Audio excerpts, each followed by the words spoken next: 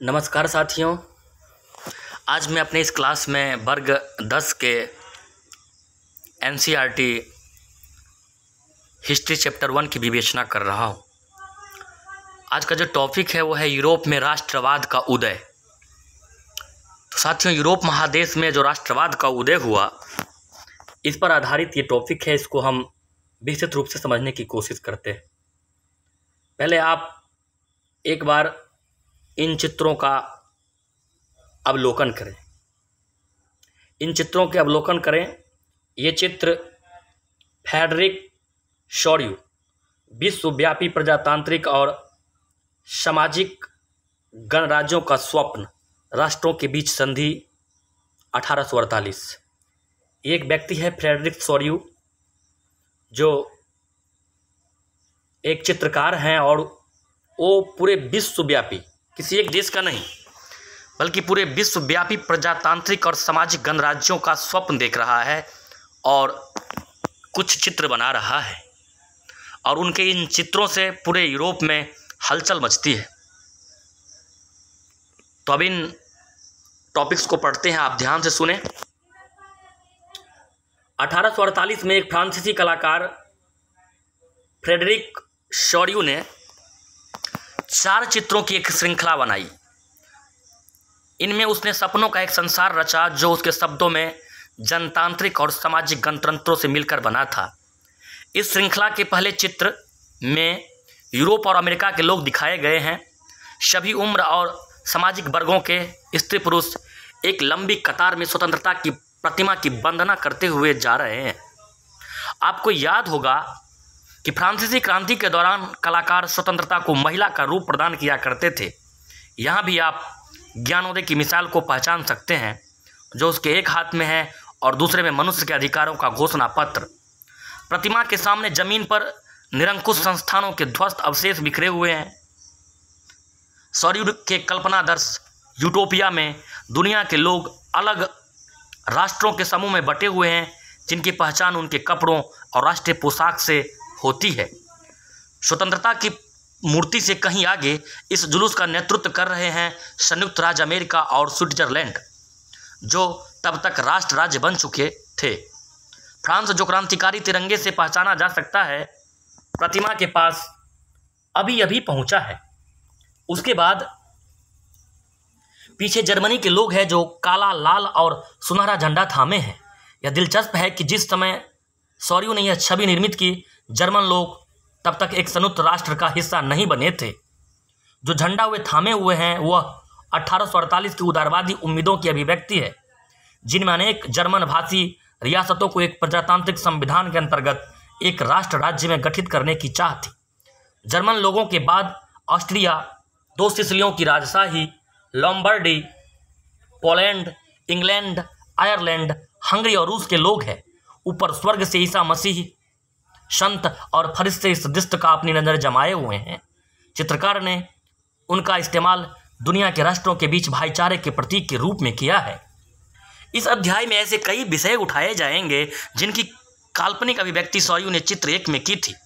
19वीं सदी के दौरान राष्ट्रवाद एक ऐसी ताकत बनकर उभरा जिसने यूरोप के राजनीतिक और मानसिक जगत में भारी परिवर्तन ला दी। इन परिवर्तनों से अंततः यूरोप में बहुराष्ट्रीय वंशीय साम्राज्यों के स्थान पर राष्ट्र राज्य का उदय हुआ। यूरोप में लंबे समय से एक ऐसे आधुनिक राज्य की गतिविधियां और विचार विकसित हो रहे थे जिसमें स्पष्ट रूप से परिभाषित क्षेत्र पर प्रभुसत्ता एक केंद्रीय शक्ति थी। लेकिन राष्ट्र राज्य में न केवल उसके शासकों बल्कि उसके अधिकांश नागरिकों में एक साझा पहचान का भाव और साझा इतिहास या विरासत की भावना थी। साझेपन की यह भावना अनंत काल से नहीं थी, यह संघर्षों और नेताओं तथा आम लोगों की सरगर्मियों से निर्मित हुई थी। यह अध्याय उन विविध प्रक्रियाओं पर प्रकाश डालेगा जिनके तहत 19वीं सदी के यूरोप में राष्ट्र राज्य और राष्ट्रवाद अस्तित्व में आए। तो साथियों, यहाँ जो आप देख रहे हैं, इसकी विवेचना हमने अभी नहीं की, अभी सिर्फ आपको तस्वीर दिखाए थे। फिर एक बार इस तस्वीर को हम देखेंगे तो इसमें अमेरिका और यूरोप के लोग एक लंबी कतार में नजर आ रहे हैं और इन सभी में एक जो प्रजातांत्रिक विचार की भावना जाग रही है और एकता की भावना जागृत हो रही है। महिलाएं को भी दिखाया गया है जो बहुत आगे आगे इसमें भाग ले रही हैं। और जो विचारक थे, जो फ्रांसीसी क्रांति के समय भी जो विचारक थे, उन्होंने स्वतंत्रता को महिलाओं का रूप दिया था। तो इस तस्वीर में भी आप महिलाओं को देख सकते हैं और ऊपर ईसा मसीह इन सबको आशीर्वाद दे रहे हैं। ये सब एक नए विचार को लेकर एकत्रित हैं और इस जो चित्र में दिखाए गए हैं उन सब का उद्देश्य है कि एक विश्वव्यापी राष्ट्र बने, एक जो बेहतरीन प्रजातांत्रिक सिद्धांत है वो पूरे विश्व में फैले और जो पुराने जो आप देख सकते हैं ये अवशेष को दिखाया गया है, जो निरंकुशवादी ताकतें हैं, जो राजा महाराजाओं का शासन है उसका अंत हो और जनता का शासन स्थापित हो। ऐसी विचार ये फ्रेडरिक सोरियू के चित्र के माध्यम से इसको दिखाया गया है और धीरे धीरे ये विचार पूरे यूरोप में फैलता है और पूरे यूरोप में राष्ट्रवाद का उदय होता है। इस चैप्टर में हम इन्हीं चीज़ों की चर्चा करेंगे। यूरोप में राष्ट्रवाद के उदय से संबंधित सारे तथ्यों को हम चर्चा करेंगे, देखेंगे। फिलहाल हमारे पास जो कुछ नए शब्द हैं हम इसकी चर्चा कर लेते हैं। पहला एक नया शब्द आ रहा है हमारे पास, निरंकुशवाद। निरंकुशवाद, एब्सोल्यूटिज्म, ये ऐसी सरकार या शासन व्यवस्था जिसकी सत्ता पर किसी प्रकार का कोई अंकुश नहीं होता। इतिहास में ऐसी राजशाही सरकारों को निरंकुश सरकार कहा जाता है जो अत्यंत केंद्रीकृत सैन्य बल पर आधारित और दमनकारी सरकारें होती है। और कल्पनादर्श यूटोपिया जो फ्रेडरिक का शब्द था, जो उन्होंने सपना बुना था, उसे यूटोपिया कहा गया, कल्पनादर्श कहा गया। एक ऐसे समाज की कल्पना जो इतना आदर्श है कि उसका साकार होना लगभग असंभव होता है। तो दो शब्द है यहाँ, निरंकुशवाद जहाँ शासन केंद्रीकृत हो और राजशाही हावी हो, ऐसी व्यवस्थाएं निरंकुशवाद कहलाती है। और यूटोपिया है एक ऐसा सोच, ऐसी कल्पना जिसका साकार होना बहुत मुश्किल हो। इसके अतिरिक्त जब आगे बढ़ते हैं तो यहाँ देखते हैं कि अर्नेस्ट रेनन, हम राष्ट्रवाद की चर्चा कर रहे हैं, यूरोप में राष्ट्रवाद जैसा कि टॉपिक का भी नाम है राष्ट्रवाद का उदय, तो इसमें अर्नेस्ट रेनन ने राष्ट्र क्या है इसके बारे में अपनी बातें लिखी हैं, इसे समझते हैं। फ्रांसीसी दार्शनिक अर्नेस्ट रेनन 1823 से 92 ने 1882 में सोर्बोन विश्वविद्यालय में दिए गए एक व्याख्यान में राष्ट्र की अपनी समझ को प्रस्तुत किया। बाद में यह व्याख्यान एक निबंध लेखन के रूप में छपा जिसका शीर्षक था क्वेस्ट से क्यू ऑन ए नेशन, राष्ट्र क्या है। इस निबंध में रेनन अन्य लोगों द्वारा प्रस्तावित इस विचार की आलोचना करता है कि राष्ट्र समान भाषा, नस्ल, धर्म या क्षेत्र से बनता है। राष्ट्र एक लंबे प्रयासों, त्याग और निष्ठा का चरम बिंदु होता है। शौर्य, वीरता से युक्त अतीत, महान पुरुषों के नाम और गौरव, यह वह सामाजिक पूंजी है जिस पर एक राष्ट्रीय विचार आधारित किया जाता है। अतीत में समान गौरव का होना, वर्तमान में एक समान इच्छा संकल्प का होना, साथ मिलकर महान काम करना और आगे ऐसे काम और करने की इच्छा, एक जन समूह होने की, यह सब जरूरी शर्तें हैं। अतः राष्ट्र एक बड़ी और व्यापक एकता, लार्ज स्केल सॉलिडरिटी है। उसका अस्तित्व रोज होने वाला जनमत संग्रह है। प्रांत उसके निवासी है। अगर सलाह लिए जाने का किसी का अधिकार है तो वह निवासी ही है। किसी देश का विलय करने या किसी देश पर उसकी इच्छा के विरुद्ध कब्जा जमाए रखने में एक राष्ट्र की वास्तव में कोई दिलचस्पी होती नहीं है। राष्ट्रों का अस्तित्व में होना एक अच्छी बात है, बल्कि एक जरूरी बात भी है।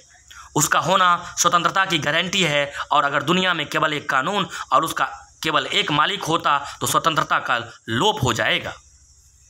तो साथियों, अर्नेस्ट रेनन अपने विचार रख रहे हैं और उन्होंने जो राष्ट्र को एक सीमा में, एक नस्ल, भाषा, धर्म में जो क्षेत्र में बांध कर रखने वाले लोग हैं उसकी आलोचना कर रहे हैं। और उन्होंने बताया कि लंबे त्याग, निष्ठा, ये सब उस राष्ट्र का प्रतीक होता है जिस पर सभी लोग एक साथ मिलकर बड़े काम करने के लिए उन्मुख होते हैं। और वो ये भी बताते हैं कि जनमत संग्रह उसका आधार है। जनमत संग्रह से लोगों के भावनाओं को जाना जाता है और ये जानकर आगे बढ़ते हैं। और राष्ट्र के संबंध में अगर सलाह लिए जाने का किसी से अधिकार है तो वह है उसके निवासी, जिसके वो सलाह लें और राष्ट्र के निर्माण में आगे बढ़ें। इसके अतिरिक्त वो ये भी कहते हैं कि अगर दुनिया में केवल एक ही कानून हो जाएगा और एक ही मालिक हो जाएगा तो पूरे संसार से स्वतंत्रता का लोप हो जाएगा। ऐसा अर्नेस्ट रेनन का विचार है। नए शब्द की तरफ बढ़ते हैं साथियों, तो यहाँ पाते हैं जनमत संग्रह। जनमत संग्रह एक नया शब्द है, इसे समझते हैं। एक प्रत्यक्ष मतदान जिसके जरिए एक क्षेत्र के सभी लोगों से एक प्रस्ताव को स्वीकार या अस्वीकार करने के लिए पूछा जाता है। आज भी होता है, आज भी आप देख रहे हैं कि बहुत विषयों पर जनमत संग्रह किया जाता है। कोई प्रस्ताव जिसको कोई स्वीकार कर रहा है या अस्वीकार कर रहा है, ये जानने के लिए जनमत संग्रह किया जाता है।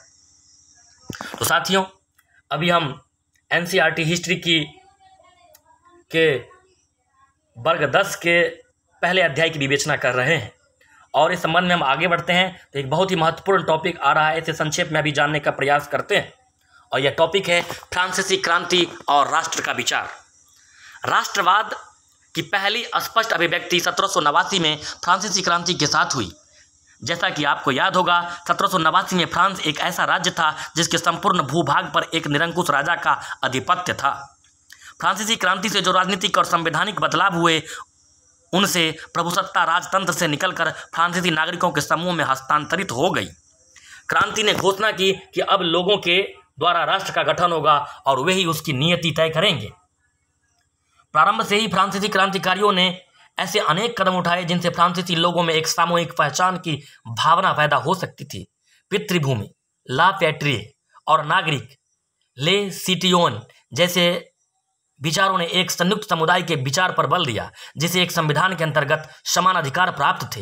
अतः एक नया फ्रांसीसी झंडा, द ट्राई कलर, चुना गया, जिसने पहले के राष्ट्रध्वज की जगह ले ली। स्टेट जनरल का चुनाव सक्रिय नागरिकों के समूह द्वारा किया जाने लगा और उसका नाम बदलकर नेशनल असेंबली कर दिया गया। नई स्तुतियां रची गई, शपथें ली गई, शहीदों का गुणगान हुआ और यह सब राष्ट्र के नाम पर हुआ। एक केंद्रीय प्रशासनिक व्यवस्था लागू की गई, जिसने अपने भूभाग में रहने वाले सभी नागरिकों के लिए समान कानून बनाए।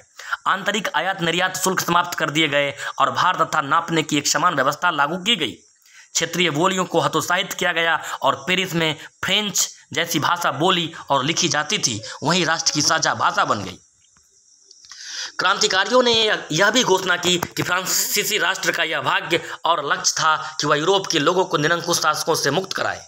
दूसरे शब्दों में, फ्रांस यूरोप के अन्य लोगों को राष्ट्रों में गठित होने में मदद देगा। जब फ्रांस की घटनाओं की खबर यूरोप के विभिन्न शहरों में पहुंची तो छात्र तथा शिक्षित मध्यम वर्ग के अन्य सदस्य जैकोबिन क्लबों की स्थापना करने लगे। उनकी गतिविधियों और अभियानों ने उन फ्रेंच सेनाओं के लिए रास्ता तैयार किया जो 1790 के दशक में हॉलैंड, बेल्जियम, स्विट्जरलैंड और इटली के बड़े बड़े इलाकों में घुसी। क्रांतिकारी युद्धों के शुरू होने के साथ ही फ्रांसीसी सेनाएं राष्ट्रवाद के विचारों को विदेशों में ले जाने लगी। नेपोलियन के नियंत्रण में जो विशाल क्षेत्र आया, वहां उसने ऐसे अनेक सुधारों की शुरुआत की जिन्हें फ्रांस में पहले ही प्रारंभ किया जा चुका था। फ्रांस में राजतंत्र वापस लाकर नेपोलियन ने निस्संदेह वहां प्रजातंत्र को नष्ट कर दिया।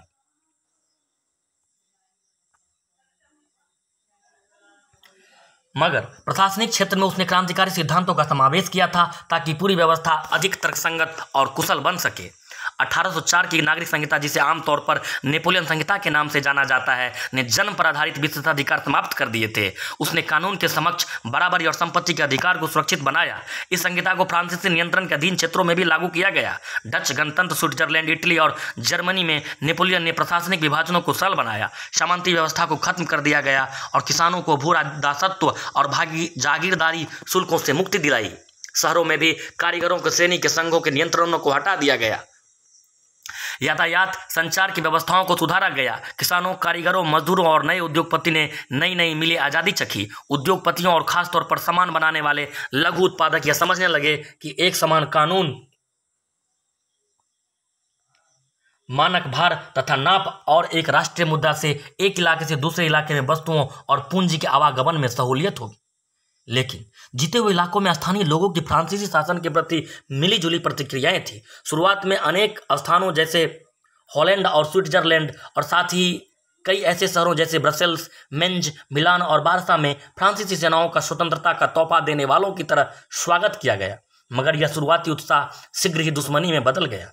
जब यह साफ होने लगा कि नई प्रशासनिक व्यवस्थाएं राजनीतिक स्वतंत्रता के अनुरूप नहीं थी, बढ़े हुए कर, सेंसरशिप और बाकी यूरोप को जीतने के लिए फ्रेंच सेना में जबरन भर्ती से हो रहे नुकसान प्रशासनिक परिवर्तनों के लिए से मिले फायदे से कहीं ज़्यादा नजर आने लगे। तो साथियों, इसमें जो फ्रांस में जो क्रांति हुई, इसके विषय में आप सब पहले की क्लास में पढ़े भी हैं और ये बताया गया कि फ्रांसीसी क्रांति ने एक नई विचारधारा को जन्म दिया। लेकिन इसके बाद फिर नेपोलियन के नेतृत्व में जो फ्रांस आगे बढ़ा तो फिर से क्या हुआ कि अन्य यूरोपीय देशों में जब नेपोलियन की सेना आगे बढ़ी तो वहाँ पर प्रजातांत्रिक व्यवस्था को क्षति पहुँचाया गया और जो राजतांत्रिक व्यवस्था को प्रश्रय दिया गया। तो शुरू में जो लोग इन व्यवस्थाओं का सम्मान करते थे, फ्रांस की सेनाओं का स्वागत करते थे, उन्हें अपना मुक्तिदाता समझते थे, बाद में वे लोग उनका विरोध भी करने लगे और अंततः 1804 में जो नेपोलियन की संहिता या नागरिक संहिता आई, इन्होंने कुछ काम किया, उसमें बहुत सारे काम किए गए, लेकिन फिर बाद में जब इस तरह की जो सेंसरशिप लगाए गए, बहुत सारी बातें की गई, जिससे फ्रांस और अन्य यूरोपीय देश के लोग इस व्यवस्था के विरोधी बन गए। यहाँ आप इस तस्वीर में देख सकते हैं, इसमें एक जो बक्रेन जर्मनी में स्वतंत्रता के वृक्ष का रोपण है, इसमें दिखाया गया है। ये जर्मन चित्रकार, पहले आप तस्वीर को देखें फिर इसकी चर्चा करते हैं। ये तस्वीर है जिसमें जर्मन चित्रकार कार्ल कैस्पर फिट द्वारा बनाए गए इस रंगीन चित्र का विषय फ्रेंच सेनाओं द्वारा जो बक्रेन शहर पर कब्जा है। अपनी नीली सफ़ेद जर्सी में ये जर्मन फ्रांसीसी सेनाएं जो है लोगों का दमन कर रहे हैं। बाएं जो किसान है और भी बहुत सारे लोग हैं जिसके अधिकारों का वो हनन कर रहे हैं और इनसे ये सब दुखी हैं और वो कह रहा है कि हमसे आज़ादी और समानता ले लो। यह मानवता का आदर्श रूप है। जो यहाँ आप देखते हैं घुटने के बल बैठा हुआ किसान कह रहा है कि हमसे आज़ादी और समानता ले लो।